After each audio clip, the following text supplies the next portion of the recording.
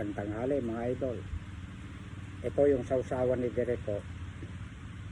Bagong, may suka, sibuyas, kamatis, luya.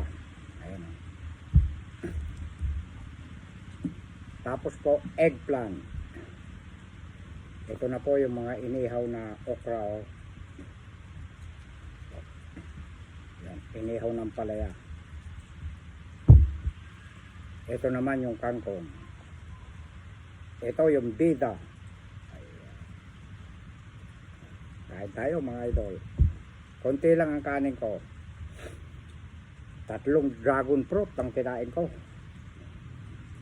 Tapos kumuha rin ako ng parte ko sa tilapia.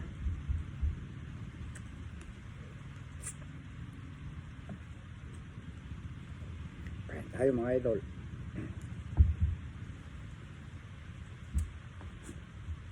Ito na yung inihaw na ang palayo.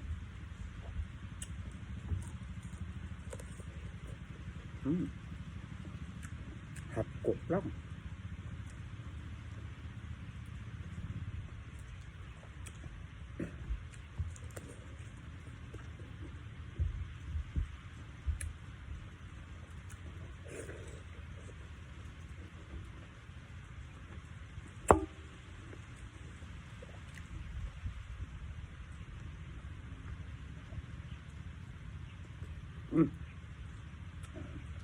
Ito nga naman kangkong. Madalang ako sa kangkong. Malunggay ang palagi.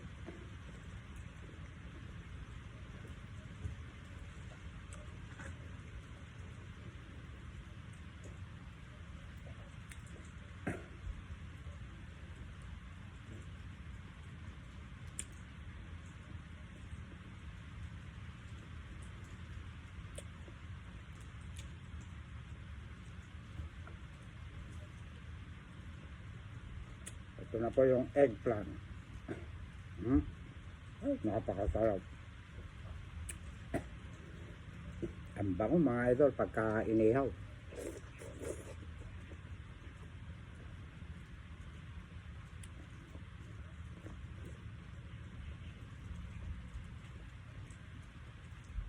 Ang sarap.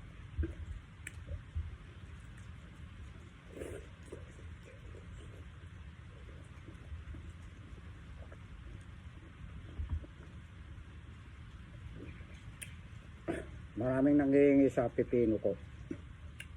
Kung sino pupunta rito, iyon ang bibigyan ko.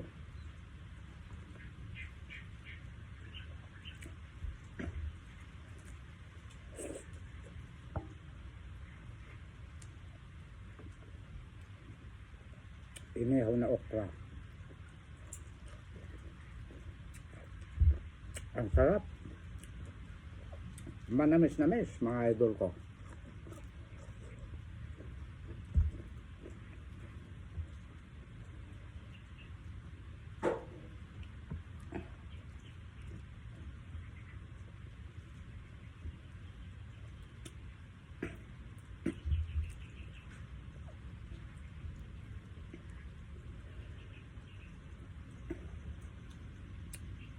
Nag-PM sa akin si Ma'am Liberty. Madaling araw dun sa kanila. Nabasa ko. Ay, madaling araw. Madaling araw dito. 1:00 pasado yata. Kaninang madaling araw at saka 2:00. Sabi niya gusto kitang makausap direct. Paggising ko, kaninang umaga, nag-video call kami.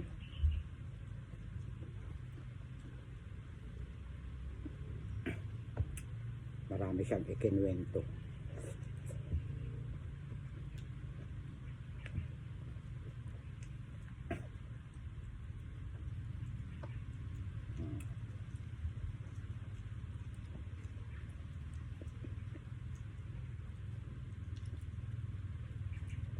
Na hindi ka nais-nais.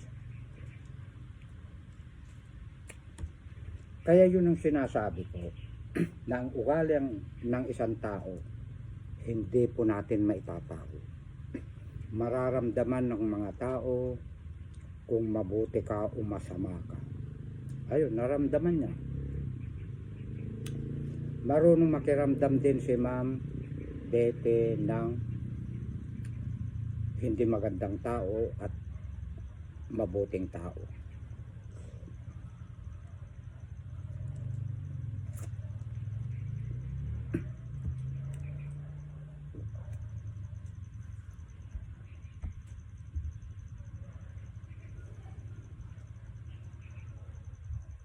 At saka kahit sino,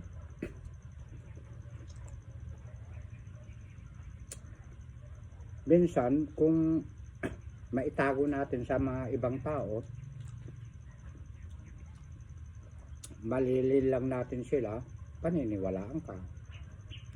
Paano yung nasa taas? Maitatago mo kaya ang katotohanan? Hindi kayang itago ang katotohanan. Nababasa po nung nasa taas kung anong nilalaman ng ating puso.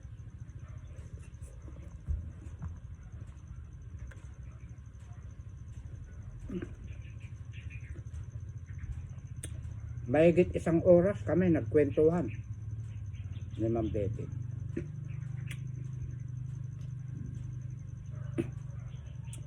Wala siyang sinisirang tao, ha. Nagkukwento lang para sa akin.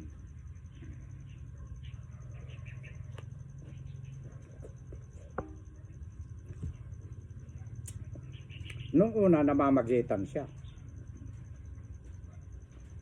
Hindi basta-basta naniniwala sa isa. Iyon yung sinasabi ko na hindi maitatago. Maging sa tao man o maging sa taas, lilitaw at lilitaw.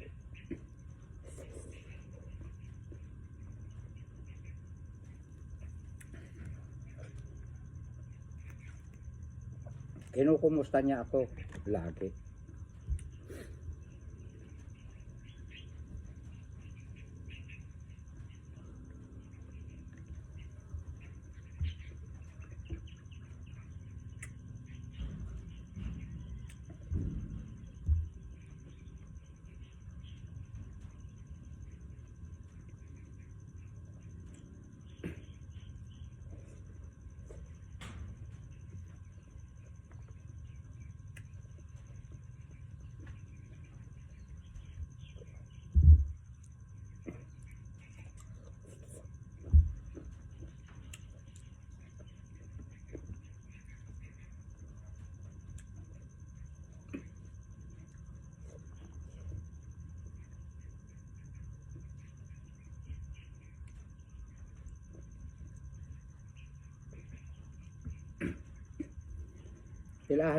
Halimbawa ko sa star, ha.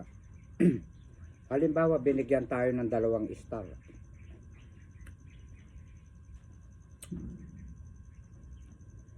Magpasalamat tayo. 1 star nga lang sa akin, eh. Sobra-sobra pa sa salamat ko.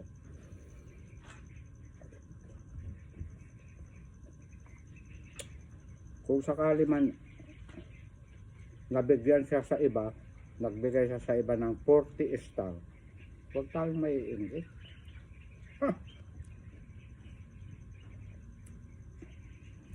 Naloko na. Yun yung sinasabi ko. Kapag nasilaw tayo sa star na yan, maging sa pera, direct to the point na, pera, masisira na ang pagtitiwala ng tao sa atin pagka nasira tayo sa pera. Mawawala ang kaibigan na lahat, pati magkakapatid.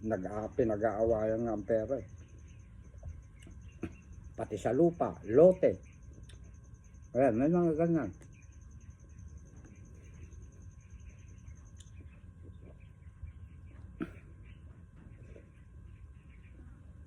Reunion.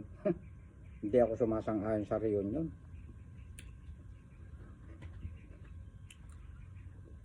Ayusin muna natin ang kanya-kanya nating sarili. Magmamahalan muna tayo. Ayan, bago ipatupad ang reunion. Pero kung bigla-biglaan, reunion, hindi naman mapayapa ang pagsasama magkakapatid, mga relative. Bakit magre-reunion pa? Dahil bandang huli niyan, kain-kain, video-video okay, may inuman na yan. Pag may nalasing na, ayan na, lupa na ang pinag-uusapan. Lupa na, lote-lote na ang pinag-aawayan.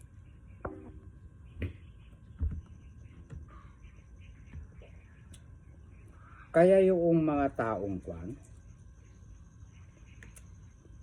pagdating sa lupa, wala nang kapakapatid yan. Totoo yan. Pero hindi ko naman na nilalahat. Hindi ko po nilalahat.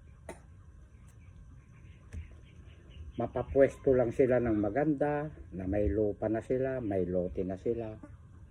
Wala nang pakialam yung iba sa mga kapatid.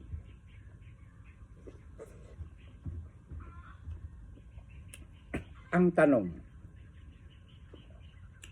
pang material lang yan na bagay.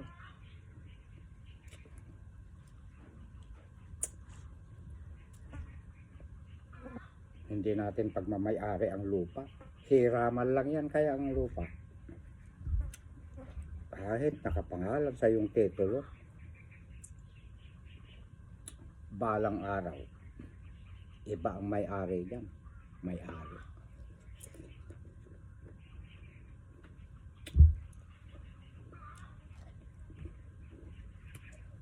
Paano na yung mga napasaktan mo ng mga tao? Lamang ka sa lupa. Halimbawa, dalawang istorya sa'yo. Yung kapatid mo nawalan na. Pinag-aagawan talaga ang lupa. Kaya hindi ako sumasang-ayon sa reunion na yan. Ayusin muna natin ang uga-ugali natin. Bawat isa sa atin magmamahalan magkakapatid o magpipinsan.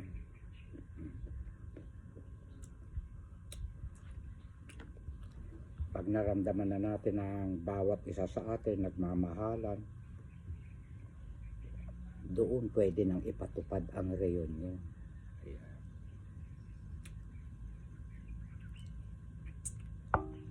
Pero may nagaganap na lamangan sa partihan, nag-aaway-away ilang taon na.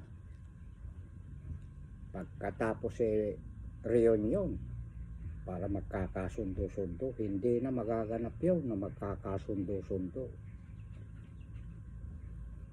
Kanya-kanya na lang tayong panalangin sa taas, kanya-kanya na lang tayong paggawa ng kabutihan. Bahala ang Diyos ang sesentensya sa atin. Alam niya yun, yung naagarabyado at saka yung nang aagarabyado. Ayan. Pagdating sa pera, maraming nasisilaw sa pera.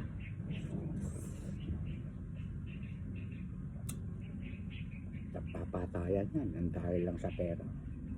Ang mga tao, magkakapatid man, magkakaibigan, magpipinsan.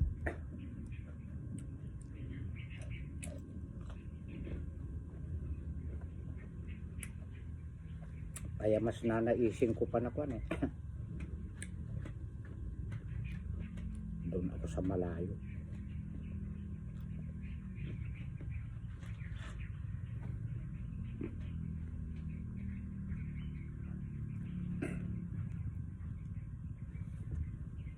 Kaysa sa bayan kong sinilangan.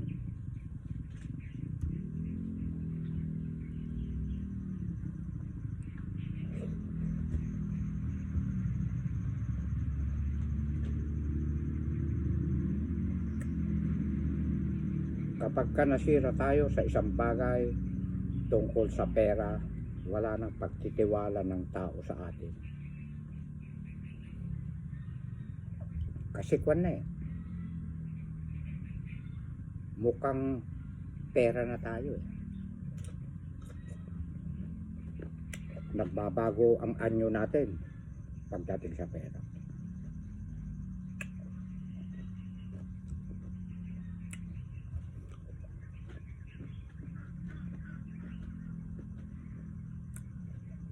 May mga nagko-comment, nagbago na raw ugali ko. Hello excuse me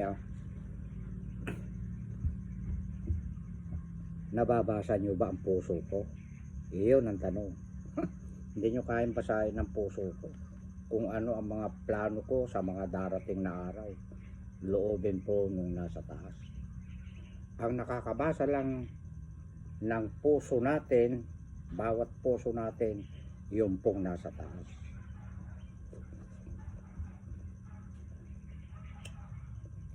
Pero ang pananalita ng isang tao at mga galaw, alam natin kung anong puso siya. Ganun po si Direk. Nagets nyo ba yung ibig sabihin ni Direk?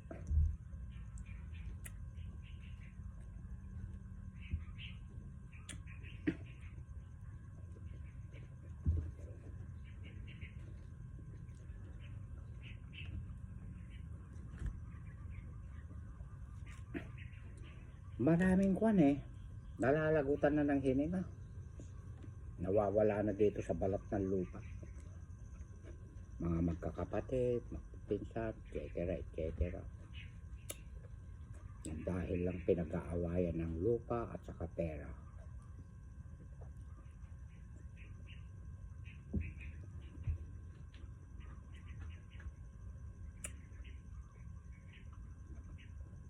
Ako yung wag muna sana akong kukunin ni Lord para matupad ko ang mga pangarap ko, natutulong ako sa mga liblib na lugar. At bukod sa lahat, hindi ko pababayaan ang aking mga pamilya, mga anak, kapatid, relative. Ayan. Ang tagumpay ko, tagumpay din nilang lahat.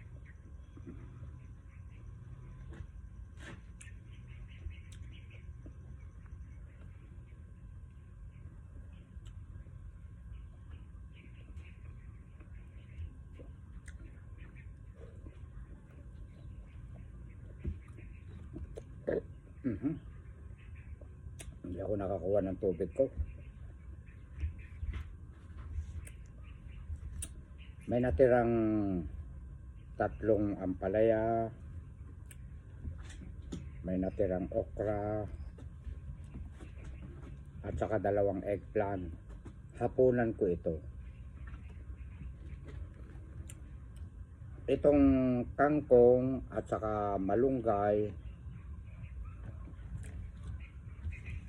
ilalamas ko doon sa pagkain ng aso ko at saka pusa ko. Ayan.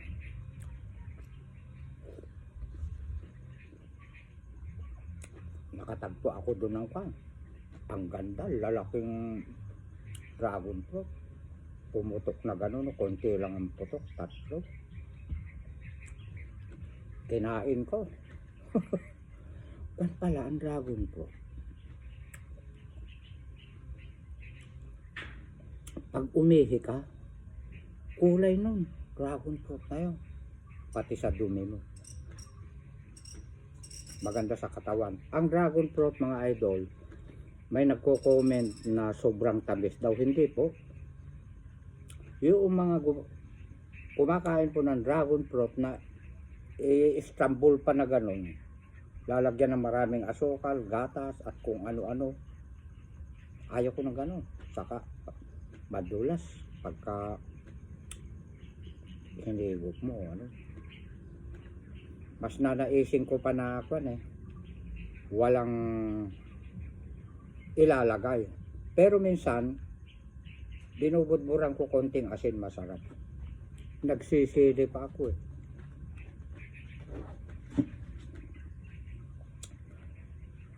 Ang lasa po ng dragon fruit, konti lang po yung mararamdaman nating tamis. Halos hindi mo mahahalata. At konti lang din po yung mararamdaman nating asin niya. Nag-aagaw po yung konting tamis, konting asin. Yun po ang lasa ng dragon fruit. Wala pong katamis-tamis. Mas matamis pa nga yung alatires o kaya bayabas, saging. Kaya number 1 na gamot pala yan dahil hindi po matamis. Ayan. At maraming salamat sa inyong lahat mga idol. Siya nga po pala, kapag ka po tayo nagkasala sa isang tao, hindi tayo ng sorry sa kanya. Ngayon, kung hindi man tayo mapupuntahan, yung taong nagawan natin ng hindi maganda, pwede natin ipanalangin sa taas. Patawarin mo ako, Lord. Nakagawa ako ng kasalanan kay ganito. Hindi man kayo nagkita na ng iyong nagawan ng kasalanan, patatawarin tayo ni Lord. Totoo po yan.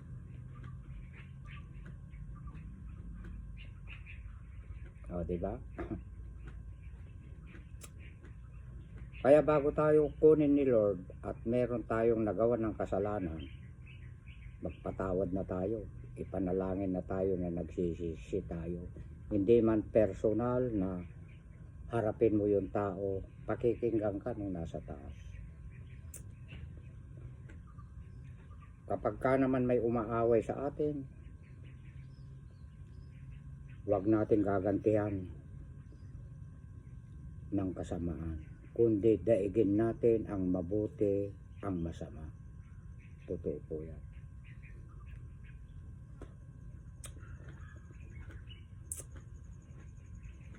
At hanggang dito na lang, maraming salamat sa inyong lahat. Si Ma'am Liberte, may kukwento ko nga pala. Siya po ang nagbigay ng 11K, 30K mahigit, at 40K. At hanggang ngayon po nagbibigay ng $100 kada katapusan po ng buwan. Na ang sabi niya sa akin, ihuhulog ko sa motor ko at pati doon sa upahan ko na apartment. Napakabuti nyo, ma'am. Maraming salamat po.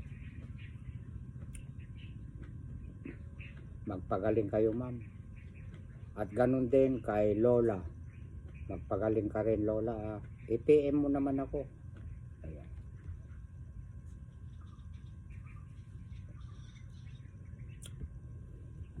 Pero mas magandang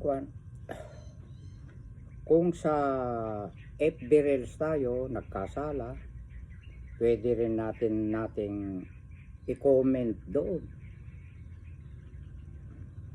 na mag-sorry tayo. Halimbawa doon nagkabulgaran, pwede natin i-comment doon na mag-sorry tayo. Na ang mga taong naging masama sa atin, mga manunood, marunong tayong tumanggap ng pagkakamali. Ibig sabihin, hindi tayo ganong kasama. Ayan. Palakpakan nyo si Direk. At maraming salamat sa inyong lahat. Namimiss na kita, Lola. Lola, magpagaling ka. I love you all, mga idol. Ikat mo na, Direk.